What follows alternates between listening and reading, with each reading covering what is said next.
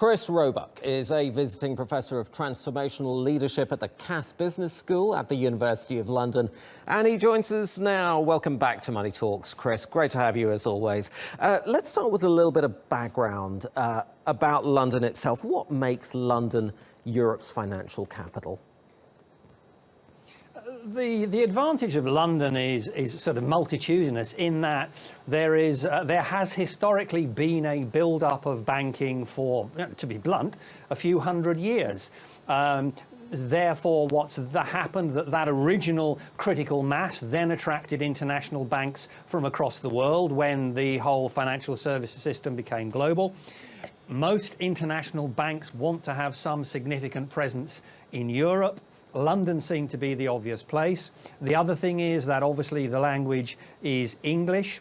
In addition to that, what is also interesting that most people forget is, in addition to the banks, a significant range of top quality professional services institutions, such as lawyers, accountants, etc., have also built up within the City of London to provide the critical additional services that these institutions need. Okay. And in terms, to be blunt, in terms of simple time zones, sorry, go on. Let me jump in there quickly. We do live in 2017, though.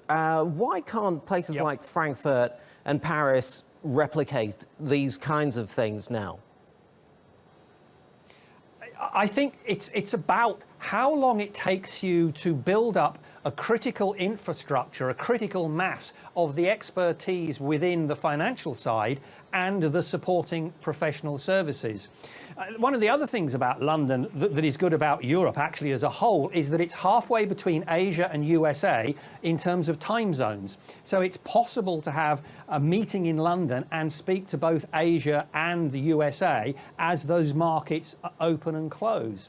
I think the other thing that people get sort of strung up about is that, look, the organisations in the buildings behind me are not charitable institutions. They want to continue to make money. And what their leaders are doing is good leadership. It's effectively prepare for the worst, hope for the best, and see how the Brexit fog eventually clears. Great. Now, these companies that are talking about leaving London, or at least moving parts of their business to Europe, what bearing is all of this news having on the Brexit negotiators, the UK's negotiators in Brussels? It's surely going to weaken their hand, isn't it?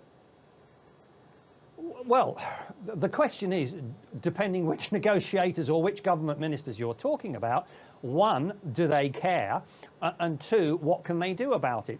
I think since the election here, there's quite clearly now a building group of people who, as far as they are concerned, they are prepared to suffer short-term financial pain to get back control of borders, etc.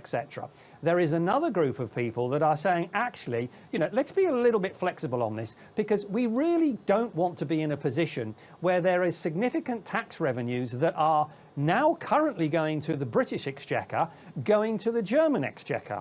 So there's a little bit of a push and shove at the moment about where we're going to end up. Your previous segment with Theresa May, basically, she doesn't know where we're going to be. So the banks are just covering themselves as they need to. Chris Roebuck, I'm sorry, we're going to have to leave it there. Chris Roebuck from the Cass Business School in London.